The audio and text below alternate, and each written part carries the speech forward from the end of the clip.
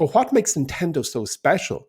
It's a company that has survived for over a century down to two things: innovation and identity. And on innovation, they didn't chase trends, they created them. They took risks with the motion controllers and reinventing handheld gaming with the Game Boy. They then, on the identity side, they never lost sight of what they stand for, which in just one word is fun. That's what they focus on. That is the core to everything that Nintendo does. And they create experiences that effectively bring people together, whether it's Mario Kart or Legend of Zelda or whatever. So can you imagine back in 1889, a Japanese man sat down, Fukujiro Yamanouchi, and decided to draw one playing card. And then he decided to draw a second one. And that was the birth of this absolute giant that everybody knows today. And I think every entrepreneur can take some inspiration from that story, because it shows the route to success is a zigzag. And these are the things that get me very excited about being an entrepreneur, about running a business, because the route to success is a zigzag. But if you stay on that zigzag, you'll get there.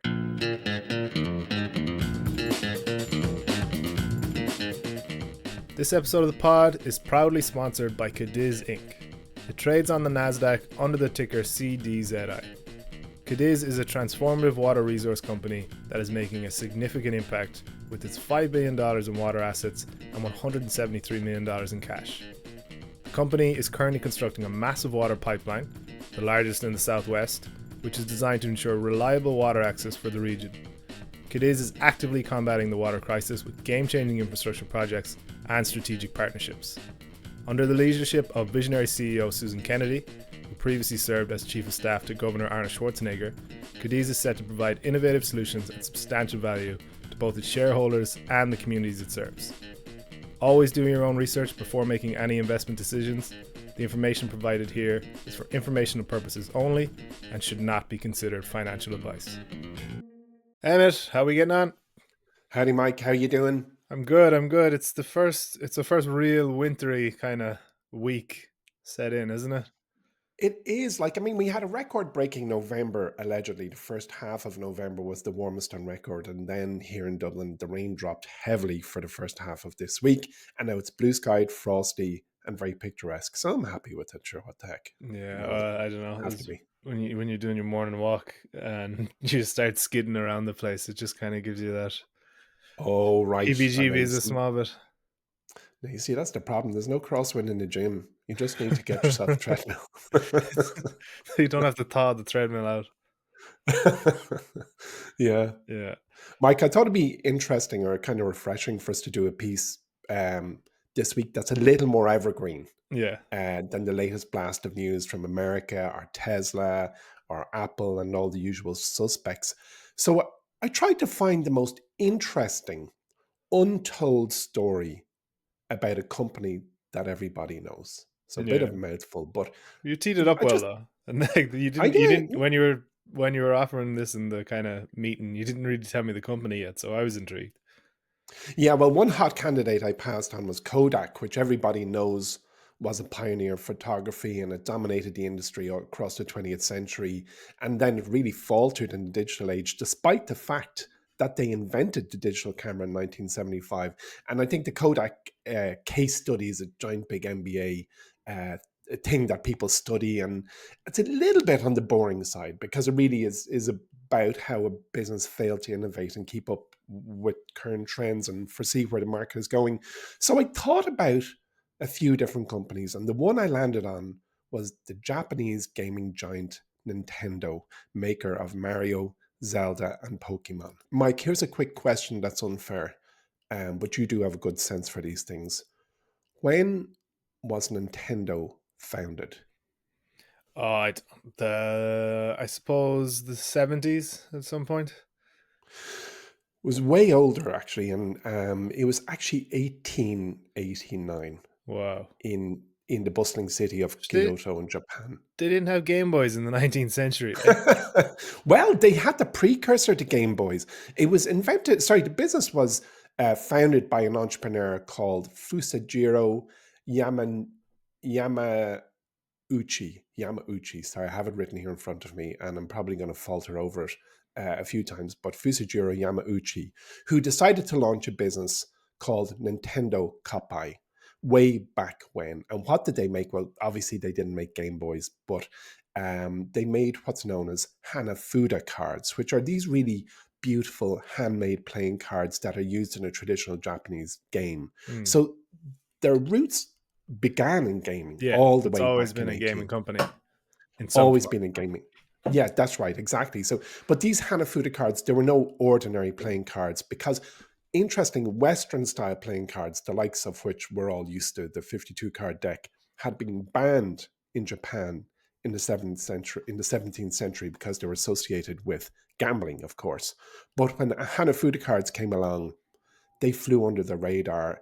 And if you just Google them to have a look, I think you'll agree that they're not quite fine art. You know, they're very simple. They're like a Mondrian picture. You know, they have 3 or 4 block colors. And as you can imagine, they capture something that's quintessentially Japanese. They're nice to look at, but I wouldn't have called them as exquisite, but they are definitely nice to look at and of their time. So they were intricately designed, or at least that's what the history books will say. They were certainly culturally rich, and they're very popular amongst gamblers looking for an acceptable way to play. They could go in, they could buy their cards, and they could still get on with a little bit of gambling. And as Fusajiro didn't just make cards, he kind of made art. So these Hanafuda decks, hand painted and very sought after, and very quickly demand outstripped supply because he was sitting there one by one painting and drawing these, and then he had a studio and started to produce them by the deck. And of course, then when you think about the manual process, and suddenly word spread, so he scaled it up, and the cards, nonetheless, they were a luxury item because they were handmade. So if we click fast forward and move to the 20th century, Nintendo had become the country's leader in the card industry, as you might imagine. But here's where the story takes a turn. Fusajiro retired, and his son-in-law, Sekihiro Yamanouchi, took over, which was the beginning of the family dynasty, and it would steer Nintendo for decades. And if we zip forward again all the way to the 1950s, and I know I'm doing 1-2 skip a few 99-100 here because there's a middle bit where they just kind of dredged along doing what they do.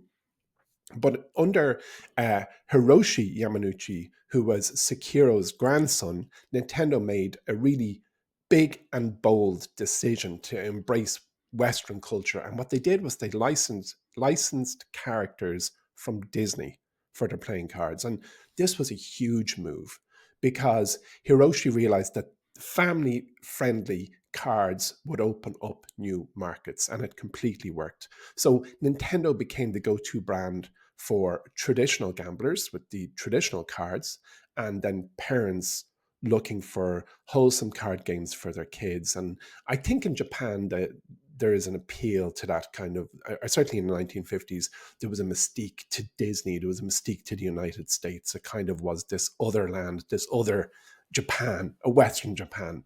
Yeah, and just like throughout the history of Japan, it's been incredibly insular for a very long time.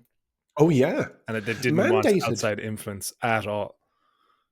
You're on the money. I mean, I remember once reading or listening to Brian Chesky, the founder of Airbnb, saying that when he went to Japan first, he got down on his hunkers and looked at the hinges on the door and realized that in everything inside an Airbnb in Japan had quintessentially evolved through Japanese craftsmanship and thinking and innovation, but arrived more or less at the same endpoint as the Western world. So while door handles and hinges and bathrooms and all the things we interact with every day they're almost the same, but they were different. And it's exactly a consequence of what you just said, which was they I don't know what the policy was, and I don't have it here in front of me for how long they locked out, but they certainly did ban influence from the West. But anyway, by the 1960s, the guy who was running Nintendo, Hiroshi, he was getting restless, and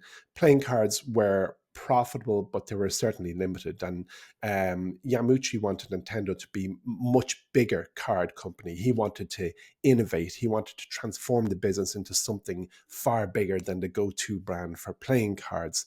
And the 60s and 70s were Nintendo's wild experimental years. Really, this is where people will go, oh, I never knew that. They might know that Nintendo started off as a playing card company, and they probably could guess that it's a 100-plus-year-old business from Japan.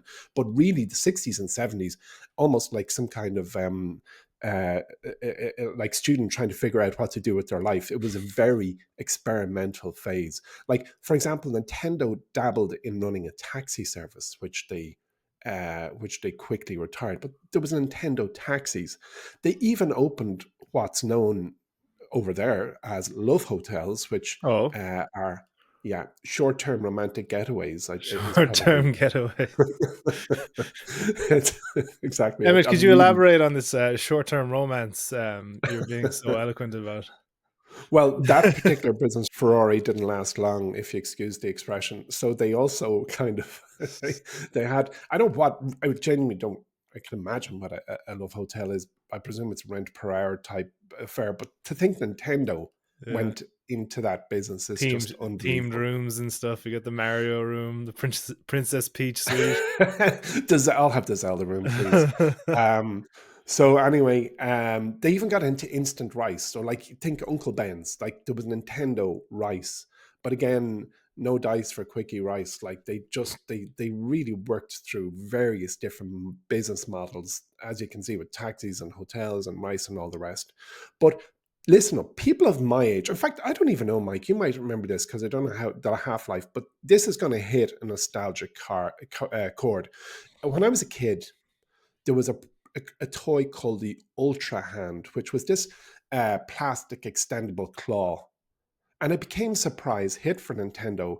And there's definitely listeners going, oh yeah, I remember this. Like, it was a long stick with a gold hand at one end, and then on the other hand, and a squeezable lever that made the hand close. So it was just hand on a stick.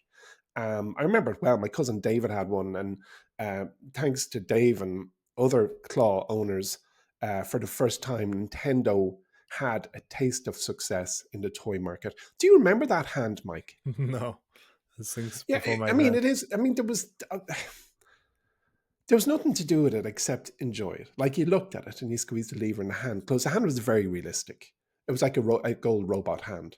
And I guess it probably coincided with the Star Wars epoch. So late 70s Star Wars came on the scene, and C3PO, the gold robot, it kind of looked like his hand. But it was a quirky enough toy, but it didn't just make money. It made Nintendo realize that they had a new type of consumer appeal.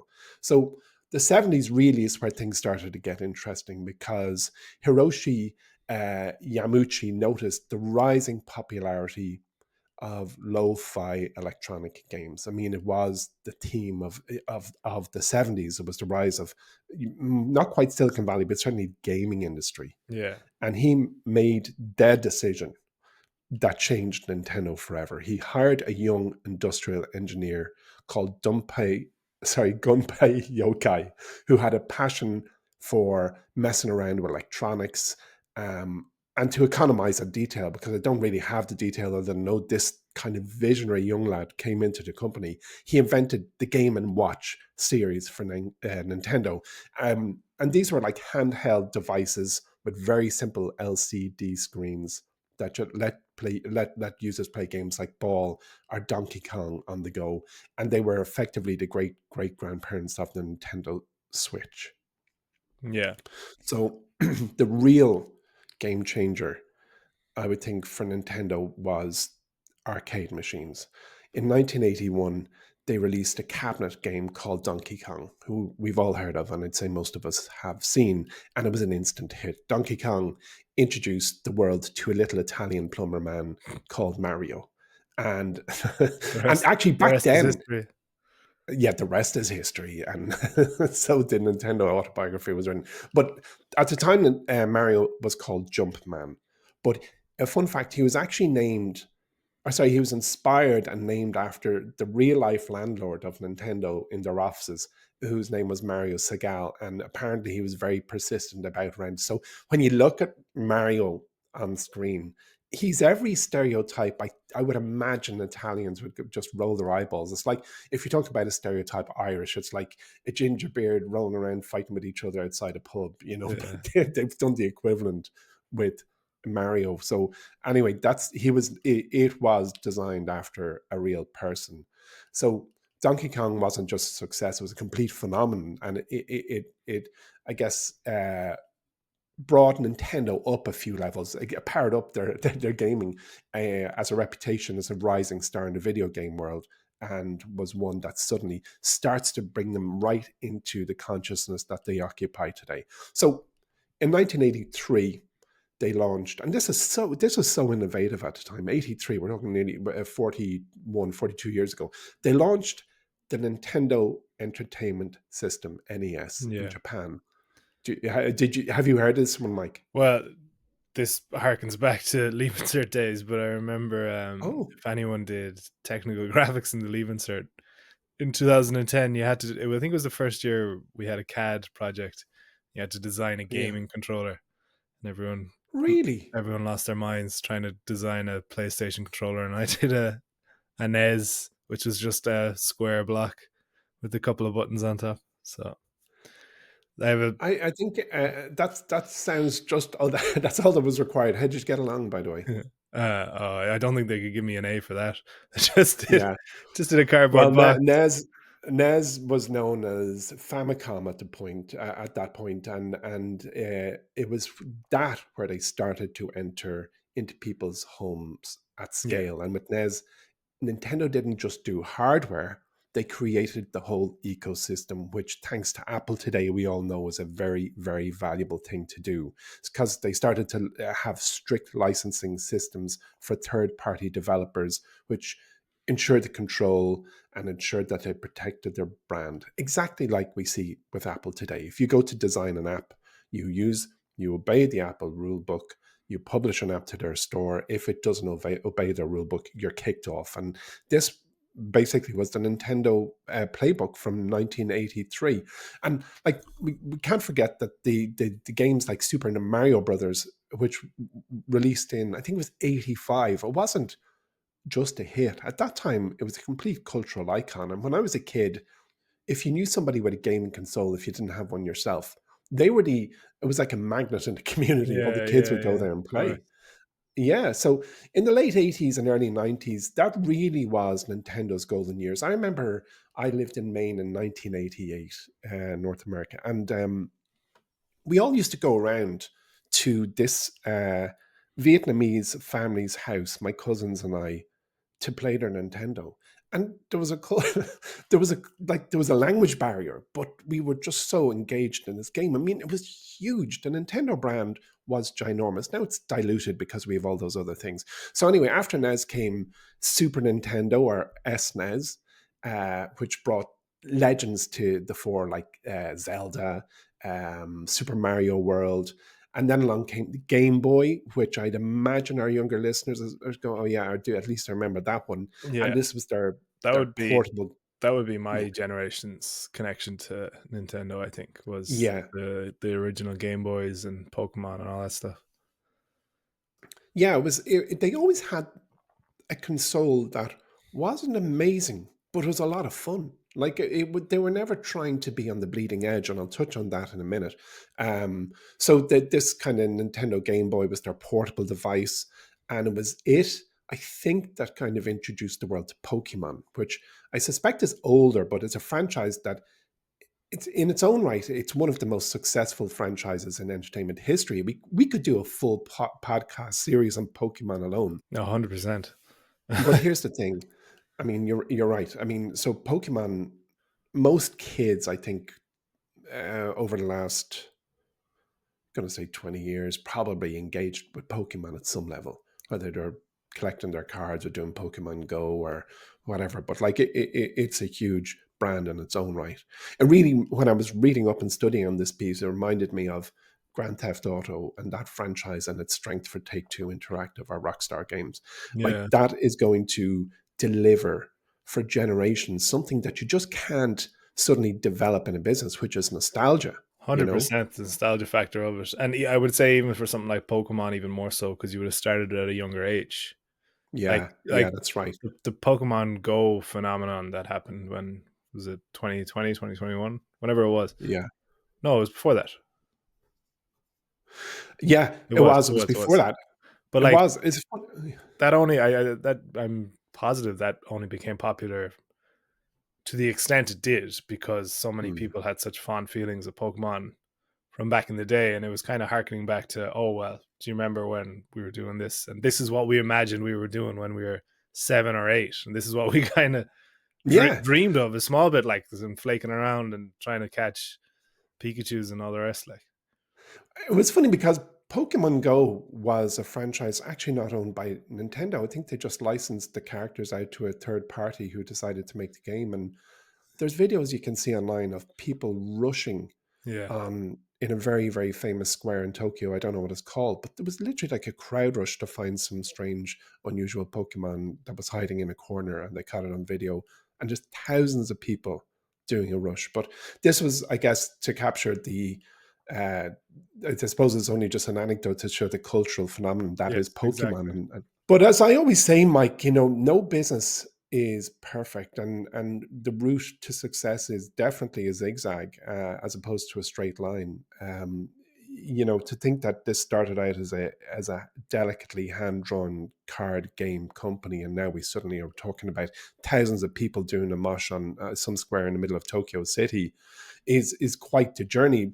But I'd imagine most of our listeners remember the story from the 2000s when Nintendo faced down just intense competition from Sony and Microsoft, who decided they were going effectively head to head, locking horns with the PlayStation and the Xbox. And in that particular moment, they squeezed Nintendo out. Yeah, And if you were sitting around a coffee table talking about gaming, it was PlayStation v Xbox. So at the time, Nintendo had the GameCube, which at the time fans loved, but it really was lagging in sales. And there was a particular Christmas I remember where it was more or less every kid was discussing are they getting the latest PlayStation or the Xbox. PlayStation PS2, I think, was more or less when Xbox launched. And people started to doubt Nintendo or at least turn their back on it, but they really came out swinging with the Wii in 2006, which Mike, I discuss quite often in my Wall Street because I hold it up as an example of the blue ocean strategy, which is my absolute favorite business strategy. It was developed by two academics called W. Chan Kim and Renee Maborn, who are professors at INSEAD. And the thing about blue ocean strategy, and actually it's ringing a bell here. I suspect I already spoke about it on a podcast. I'd be surprised if I didn't, considering I like it so much. I studied it under Professor Robert Gallivan when I did my master's in strategy, and it's just amazing because what the blue ocean strategy says is that you basically go into uncontested market spaces by offering something a unique proposition that basically leaves all the others irrelevant. And the case studies that are out there usually look at Cirque du Soleil, where the people who created Cirque du Soleil came up with a circus that had no animals, no big tent, no kind of clowns, and everything that is traditionally a circus was inverted. There's a couple of hotels. There's a hotel chain in London, sorry, around Europe, which I absolutely love, called Citizen M. When you go into Citizen M and you look over on the wall, you'll see a small plaque which says, "This hotel was designed with the blue ocean strategy." So, if I can elaborate on it for just a minute. So, what happened with the Citizen M folks, just to use a case example, they took all the value points that a traditional hotel has, which is a check in desk, 24/7 service, might have a swimming pool, um, might have a bar, this, that. You look at all the different things that are offered, and they decided, well, what truly do people most value, and what really is has it just evolved as something that everyone else is keeping up with, and they inverted it. So there's no check-in desk. All of their hotels have to be in the best location. So the one that I usually stay in when I go to London is there at Tower Bridge, and you're literally looking out your window at the London, what's it called, the London where the Queen keeps her crown. What's that called again? Tower of London. Tower of London. Okay. They have beds that literally just go wall to wall because people don't necessarily care for a big room in a hotel. They have this super high Egyptian cotton count and the most comfortable beds, the cleanest rooms. And they realize people, what they most value is clean room, great location, very comfortable bed and safe. And they built a hotel chain around those three attributes, which sounds very logical. But when you look at other hotels, you go into a bigger room and you know, they are different.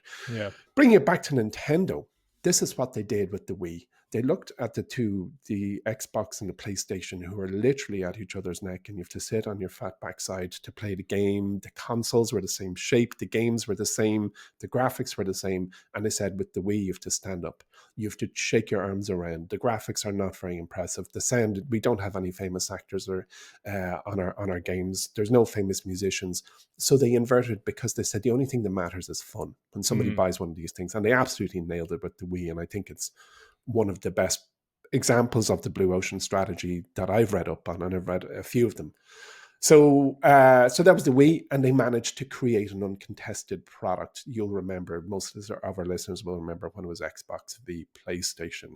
So then fast forward again a little bit, they came up with the Nintendo Switch, which is a hybrid design, and I think you can drop it into a little, whatever you call it, you can connect it to your TV, or you can take it on the go. It's a nice thing. One of my sons had one. But what makes Nintendo so special? It's a company that has survived for over a century down to two things: innovation and identity. Innovation and identity. And on innovation, they didn't chase trends, they created them.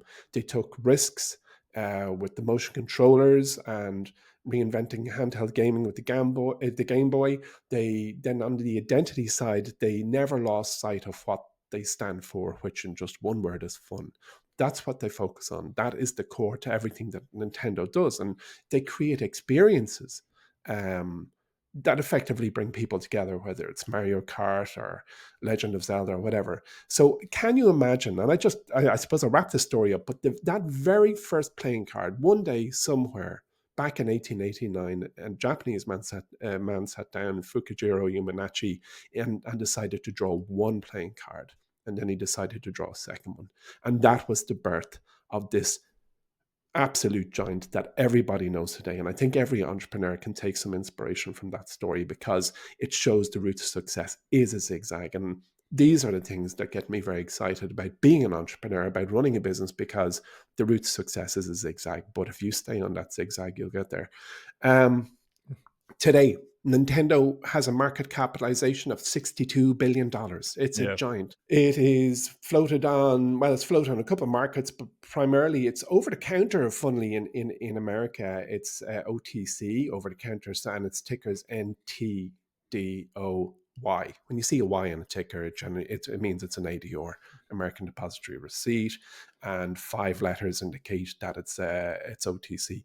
So anyway, yeah, it's a $62 billion giant, known to more or less everybody in the world today. And that's unusual as well, because they started in the East and moved West. It's harder for businesses, I believe, to start West and move East. Yeah, and just if you look at modern entertainment companies these days as well, there's very few that can compete in terms of IP very with few. Nintendo. And it's becoming more and more important, the way top studios and all the rest have started to recycle characters and use them again and again. We've seen Sonic movies, we've seen a Super Mario movie. Like, whether you agree with it or not, I think a lot of people listening probably won't like the marvelization, I suppose, of how modern entertainment has gone. But there's clearly unlocked value in there, and there are a few companies that can boast the portfolio, I suppose, of characters and memories, and what you're saying about nostalgia, like Nintendo. So yeah, it's an interesting. That's a point well made, Mike. I completely agree. I was walking along with my sons the other day, and I was talking about the individuals who had the greatest cultural impact on me and my life. And anyone who knows me at all will say, "Oh, well, obviously Freddie Mercury and Queen," and that's absolutely correct, because I'm a mega fan. But I said Jim Henson, the creator of the Muppets, and Sesame Street. From my generation, when I think of the output of that man, I think it flares nostalgia in me, because I spent my youngest years standing probably 6 inches away from the TV, watching Sesame Street every day after school. So, that power will mean that there are people around us who will buy Nintendo stuff in 30, 40, 50, and 60 years, because the nostalgia hook really goes deep. Yeah, absolutely. Now, listen, come here. Listeners, listen up. You better get your foot in the door and have a look at Nexus 2, which I plugged last week. And we had quite a few people jump on a couple of vouchers for a service we're launching with limited membership. It launched about 2 weeks ago with 6 stocks from exchanges around the world. And as I've said too many times, there's tens of thousands of listed companies around the world. And it only takes one good one to change your life. Tonight, Thursday night, we're doing our Horizon event in the Irish Stock Exchange for Horizon members. And I'll be telling us a couple of stories about businesses that just seemed banal back in the day. And one of the ones that you spoke about in the past, Mike, is Copart. And an interesting story about Copart was in December 2000, it was 88 cents a share. December 2001, it had doubled. It had gone up to 100% to about $1.60 a share. And by December 2002, it had fallen 60% to 64 cents a share. And getting in early on businesses is rough business. It's tough business, and it takes a lot of resolve to buy a great business and hold it for decades. Well, today, Copart is about $57. Just 20 years ago, it was 64 cents. And the point is that Nexus is built to find businesses that have those characteristics. Nexus 2 is launched with 6 shares. If you want a deal, just write to pod@mywallstreet.com. We're very proud of the product. We know what went into it. The engine behind it is powerful. Nexus 1, which was launched in November of last year, has absolutely trounced the market, and we're quite confident Nexus 2 will do the same. So write into pod@mywallstreet.com. My Wall Street is spelled MYWALLST.com. Okay. Now I know you kind of wanted to avoid the news cycle a small bit. I think you actually mentioned you don't want to talk about Trump or Tesla this week, but I thought I had to come in. So you have a Trump and Tesla story. Pretty much, at least one. I thought go for it, actually. In fairness, they are the two most influential people in the United States at the moment. So let's hear it. What's going on with Trump and I was going to say Tesla. What's going on with Trump and Tesla? Musk. So yeah, I think we're going to be talking about these two fellas a lot over the next year on this podcast. We are. But so there's 2 stories to come out basically from the aftermath of the election and Musk's, I suppose, influence over Trump, or not over Trump, but with Trump. And the first one was a really interesting one, because when you hear about it at first glance, it sounds like the couple has broken up. But so basically what's happened is the Trump administration intends to get rid of the $7,500 electric vehicle subsidy for car buyers. So this was brought in the Inflation Reduction Act in 2022, which is Biden's big stimulus plan. And obviously Tesla sells about half of the electric vehicles in the US. It's the biggest beneficiary of this subsidy. But Musk came out back in July and he said it would actually be a good thing for Tesla in the long run if they ended up killing this subsidy, because while it might hurt Tesla's sales in the short term, it would be absolutely devastating for its US competitors. And since then, between Tesla representatives and Trump's team, they've actually endorsed this move to get rid of the subsidy, which I found kind of bizarre. But when you kind of game it out, it does make sense. So it all comes down basically to Tesla's manufacturing prowess, its first mover advantage. The company can just produce cars much cheaper than competitors. So removing this subsidy could absolutely ruin the competitive of Ford or GM and their new kind of electric efforts. I know Ford are basically stopped taking orders on the F-150 because they're losing so much money on it. Whereas Tesla is able to produce cars at unbelievable margins, which its competitors just can't do. So while it controls about 50% of the EV market now, this figure is down from, say, around 80% 5 years ago. It's absolutely unbelievable. It's Kind of unbelievable. bonkers, but the long game is there. Do you know what I mean? Oh yeah, Like, you want to be a bigger fish in a smaller pond, um, and it probably would be more profitable, but also the wider effects of doing this and kind of basically damaging your industry. Do you know what I mean? Like, as in, less people are yeah, going to buy electric cars, but yeah. the people who do want to buy electric cars will have very few options bar Tesla, because I know there's 100% import tax on Chinese vehicles now, and Chinese uh, electric car manufacturers have been the only ones who can really compete with Tesla on price.